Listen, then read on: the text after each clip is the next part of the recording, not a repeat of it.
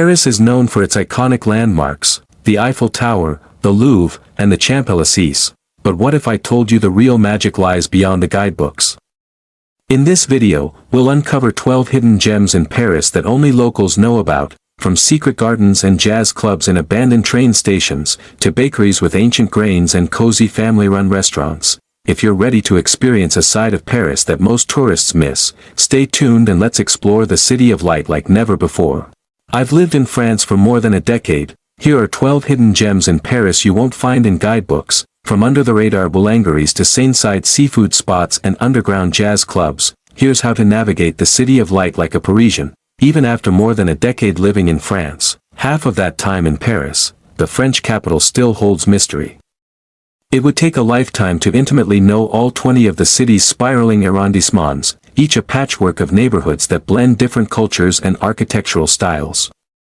I'm constantly discovering new spots where I live in my neighborhood of Belleville in the 20th arrondissement, the birthplace of legendary French singer Edith Piaf and home to one of the city's Chinatowns.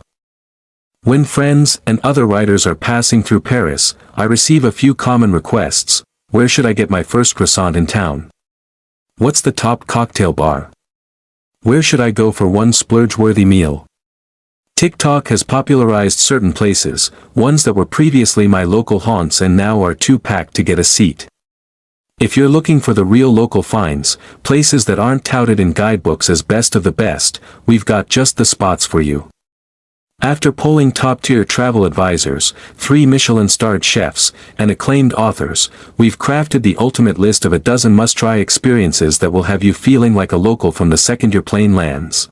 1. Plume, a neighborhood restaurant without a tourist in sight. In some of the popular sightseeing neighborhoods like the well-heeled 7th arrondissement, which claims heavy hitters like the Eiffel Tower and impressionist haven Musée d'Orsay, it can be difficult to sift through the run-of-the-mill, and tourist-priced, bistros and pricier, Michelin-ranked restaurants for a dining experience that feels authentic. Plume, behind Le Bon Marché and the Balenciaga offices, is a rare Paris spot that feels like a true neighborhood secret, until you realize everyone who lives and works nearby has it firmly in their regular rotation, says Pamela Shine Murphy, lead travel designer at Wondrous Travel, who lives in the 6th arrondissement. It's all clean lines and Scandinavian restraint, a quiet backdrop for Chef Youssef Gasly's food that speaks volumes. The crowd reflects that same understated elegance, a mix of locals who've made this their neighborhood go-to and a few in-the-know visitors who've done their homework. 2. Chigny Montmartre, the sourdough hotspot known for peasant breads. I'm asked on a near-daily basis which bakery is the best in town. This is the land of baguettes, after all, and boulangeries are reason enough for making the trip to Paris. While I often joke that the best boulangerie is around the corner from my apartment in Belleville, the city does have a few destination-worthy bakeries that have earned the lines that wrap around the block.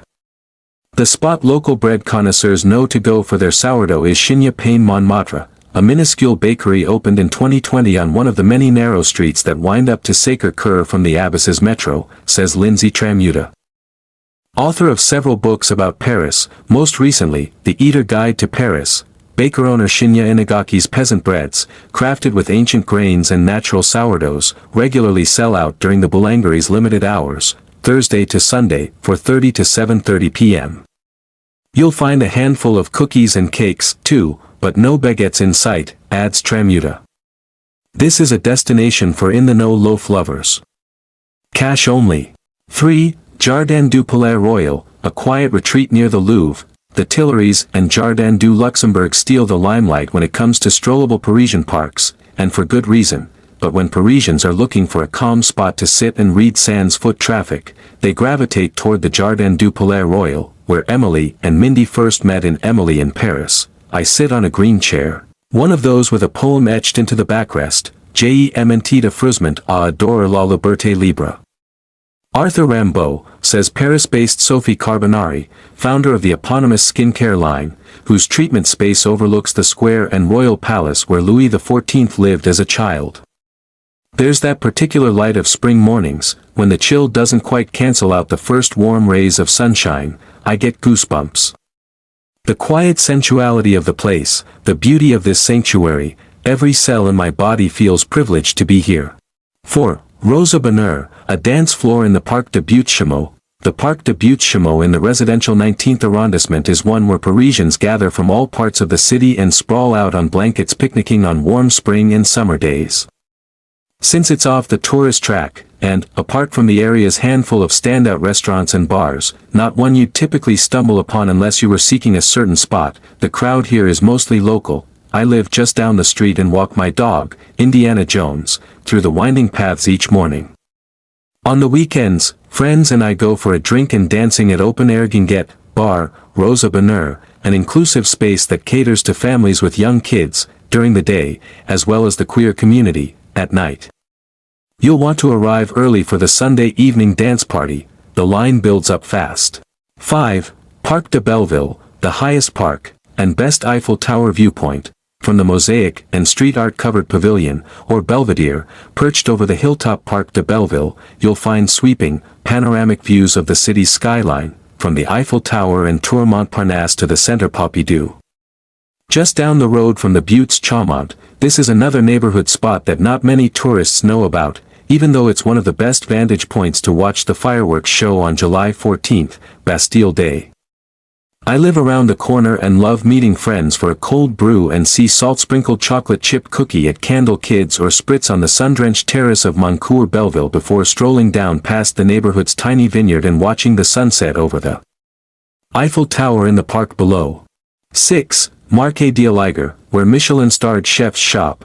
Nearly every neighborhood has its own market, where locals shop stalls piled high with fresh fruits and vegetables.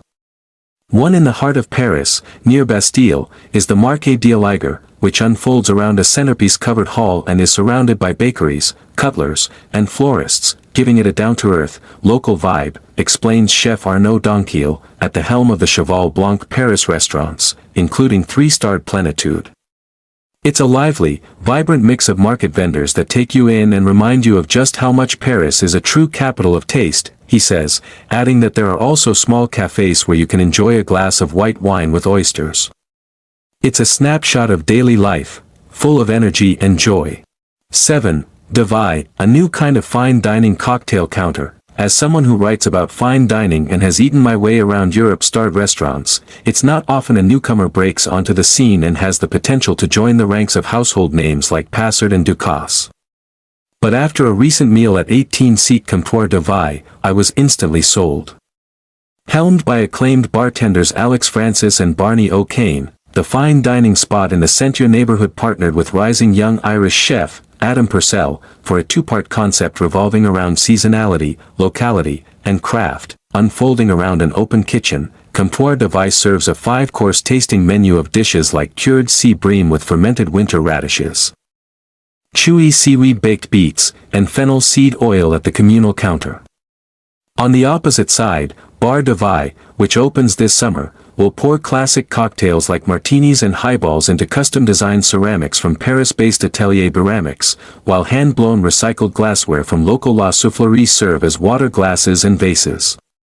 Sure, La Tour d'Argent and L'Arpège will always be top dining destinations, but it's refreshing to see a talented new chef dare to do a cocktail tasting menu, and one that won't break the bank. 8. Officine Universelle Bully, an apothecary-inspired perfume shop and café. Nothing is more quintessentially French than perfume, and locally based Officine Universelle Bully is where in-the-know Parisians shop scents and source handcrafted combs that can be personalized and engraved with your name. I have a tortoiseshell patterned one that I keep in my makeup bag while traveling, and I've become addicted to the Caribbean sweet potato and Afghan carrot body oil that looks to the world's first vegetable extract, sesame oil, used some 3,500 years ago in Mesopotamia, as one of its key moisturizers. 9. Les Maquereaux Rive Droit, a happy hour barge on the Seine, the first hint of sunshine in the spring, and everyone descends down to the banks of the Seine, posting up with bottles of wine and picnic fare. While many of the street-side cafes lining the river are on the touristy side, the handful of spots actually on the quay are anything but. A French friend introduced me a few summers ago to Les Maquereaux Rive Droit, a paniche, or flat-bottomed barge, that overlooks Ile St. Louis. Open only on the weekends from May to October, this has become our apéro, French version of pre-dinner drinks and snacks, ritual, ordering freshly shucked oysters and prawns from the waterfront stand before settling into one of the picnic tables spilling out along the terrace on the quay. 10. Harry's Bar, a century-old cocktail institution. Bar Hemingway at Ritz Paris has long been my cocktail bar go-to, especially when world's best bartender Colin Field was serenading guests with card games and music on the record player. The Hemingway memorabilia and rose-adorned cocktail glasses have earned the spot a cult following, with travelers lining up to try the lauded dry martini, but locals, myself included, head around the corner to the mahogany-clad Harry's Bar, which transforms into a piano bar at 10 p.m. Order the New York-style hot dog and wash it down with a house classic like a Bloody Mary, even better with a bit of spice. 11. Marché d'Enfants Rouges, a dining destination in the Marais. The Marais winding medieval streets are lined with some of the city's top restaurants and bars, including one of my favorites for wine and small plates, Le Marie Celeste. But nothing feels more Parisian than a visit to one of the many covered food markets, and at Marché d'Enfants Rouges, the oldest in the city, you can take your pick of cuisine, from couscous at the Moroccan stand to freshly grilled steak and 5-inch thick croque monsieur sandwiches at the counter of Butcher of Paris, where the wine list, which skews on the natural side, rivals some of the top bars in town. 12. La Gare/Le Gore, a donation-based jazz club near La Villette. Some of the city's most iconic jazz clubs like Le Caveau de Oubliettes and Le Caveau de la Huchette, where names like Miles Davis and Duke Ellington have performed, are hidden in the Latin Quarter's centuries-old vaulted caves. But newcomers like La Gare/Le Gore are combining jazz and clubbing in less touristy parts of town. Housed in an abandoned train station near La Villette, performances range from big and niche names in jazz to Tuesday night jam sessions led by students from the nearby Paris Conservatory. If you're looking for a late-night spot to dance, you'll find techno, house, and electronic music on rotation until sunrise in the cellar, open 365 days a year.